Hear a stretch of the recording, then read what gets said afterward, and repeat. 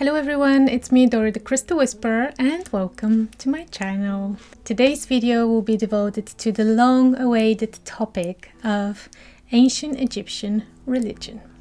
I will walk you through some basic peculiarities that the ancient Egyptian religion has, and also I will give you a very short overview on this because why not use the chance to do some self-advertisement. So this is EgypZine and is devoted to gods and goddesses of ancient Egypt, obviously. I would like to start by giving you a little description on what zine is. So these are small circulation, self-published work of text and images.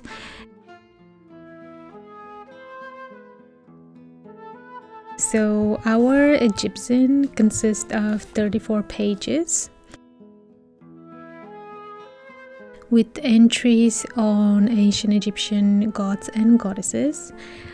Their original names and hieroglyphs are included, as well as basic information on their main functions, qualities, as well as some mythological moments. I hope that I was able to present to you something that is of a very good quality and at the same time accessible for everyone to read. At the beginning of this little booklet slash zine, there is a short introduction on some peculiarities of the ancient Egyptian religion, which I would like to discuss in more details in this video. If you guys interested in ordering the EgypZine on ancient Egyptian gods and goddesses, I will leave a link in the description box below for those interested. So without any further ado, let's jump straight into the topic of ancient Egyptian religion. Before we begin discussing anything related to gods, goddesses and myths, there's certain points that required a little bit of clarification. The first point is that in ancient Egyptian language there are no words for religion nor faith. And this might sound a little bit confusing because we're discussing ancient Egyptian religion and there is no such thing in ancient Egypt. Yes. You see, for the ancient Egyptians, religion was part of politics, science, social life, and unlike nowadays, modern religion did not contradict with any of the social aspects. And the same goes for the word faith. Faith requires that the Egyptians should have believed in their gods, which in their perspective may look very strange. It's like believing in the sun or in the moon or in the earth or in the water. They didn't have to believe in their gods because they were not only convinced, like they knew they could listen to their gods, they could see them every single day. Ancient Egyptian religion is very nature and cosmic based, so it's built up on like physical manifestations of certain divinities as well. So technically there was no need to prove in order to believe. Also, faith requires the idea that someone may not believe, someone may be infidel, which was never the case in ancient Egyptian society. However, there is an ancient Egyptian word that is very close to the meaning of religion, and this is arech. And arech means knowledge. So rech means that one needs to know the names of the gods, the right ritual actions. As well, he needs to know the basic principles of how the world is. He needs to also be knowledgeable in astronomy, science. He needs to know how to read and write in hieroglyphs. The Egyptian king, for example, often called himself Rech Het, like the one who knows the things. So just to summarize, in ancient Egypt, in order to be considered a religious person, you technically need to be just knowledgeable person.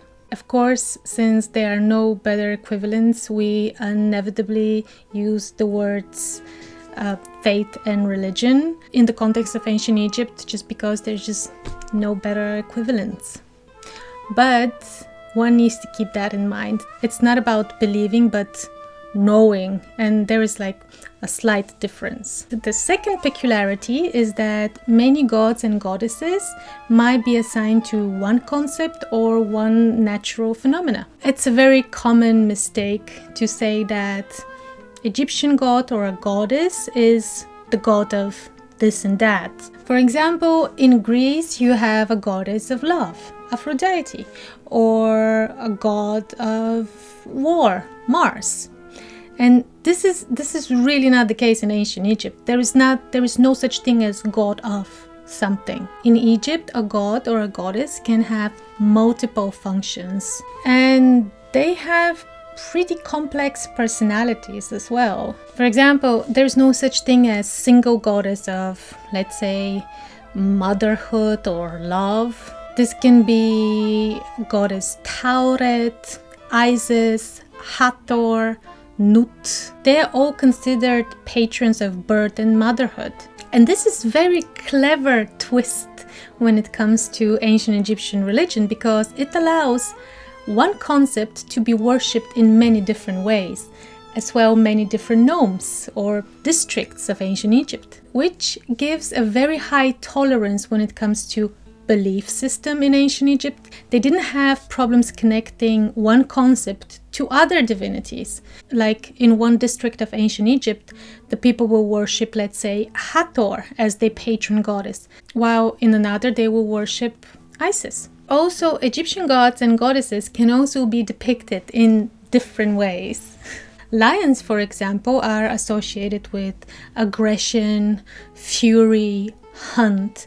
You probably already know about Sekhmet. She's the lioness goddess, and obviously she's often depicted as a lioness. However, Tefnut is also depicted as lioness, as well as Pahet. Hathor is commonly depicted as a cow, or in a human shape but with cow horns on her head. But that same depiction is also associated to Isis. Gods and goddesses can also be manifested in objects, like the instrument sistrum was seen as a manifestation of goddess Hathor, while grain or barley was seen as representation of god Osiris or Nepri. Of course, we inevitably say god of something or goddess of something, but a most correct way to express this idea is to say that a god is associated to something in a particular moment, because he or she may change in the next moment. Like, let's say Hathor, a goddess connected to love, happiness, party time.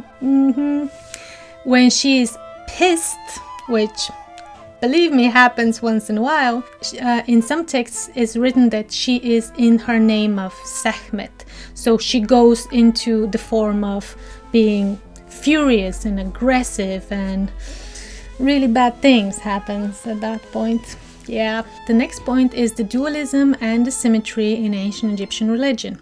You see, many gods and goddesses form pairs, and they express, let's say, opposite concepts. Like we have the god Shu, god associated to air and emptiness, and then you have Tefnut, her sister and wife, who is associated to humidity, fire.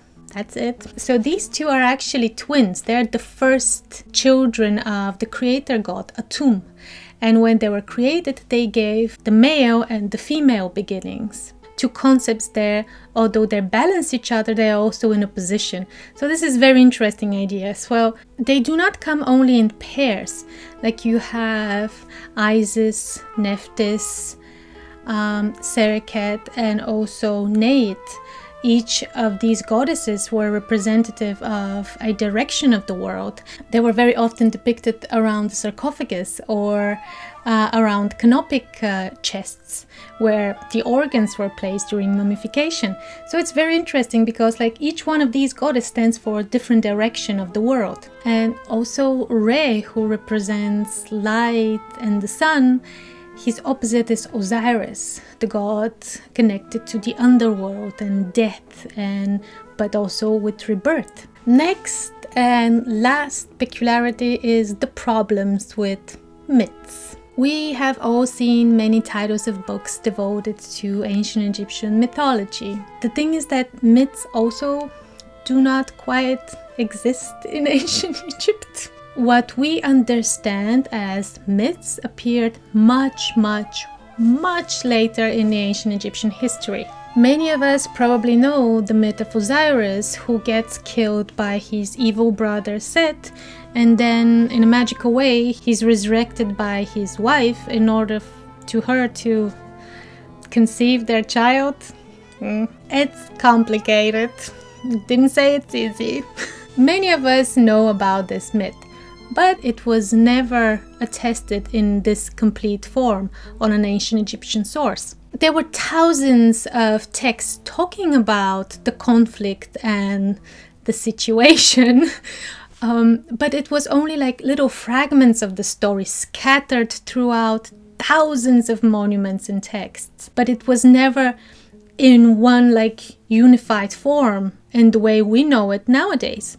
It was much later, during the Greco-Roman period, when Plutarch wrote it down for us, and we know that myth thanks to him. In ancient Egyptian source, you're not gonna see it in this way. So yeah, this is more or less what I had to say for today. Ancient Egyptian religion is mind-blowing and amazingly interesting thing to research. I've learned so much about my place in the world and my surroundings just thanks to what has been left from this amazing civilization. The next EgypZine that I'm working on is devoted to ancient Egyptian magic, and I will make a similar video that comes with that EgypZine, clarifying different points that I made in the little booklet. Yeah. I also plan to do one on ancient Egyptian anatomy of the soul, because this is beyond mind-blowing. Wow. Also on the concept of the underworld and mummification. So there is a lot to look forward to. I hope you guys enjoyed this video, and if you did, please subscribe to my channel. Yes. I'll see you guys next time, and until then, be happy, enjoy life, and stay inspired.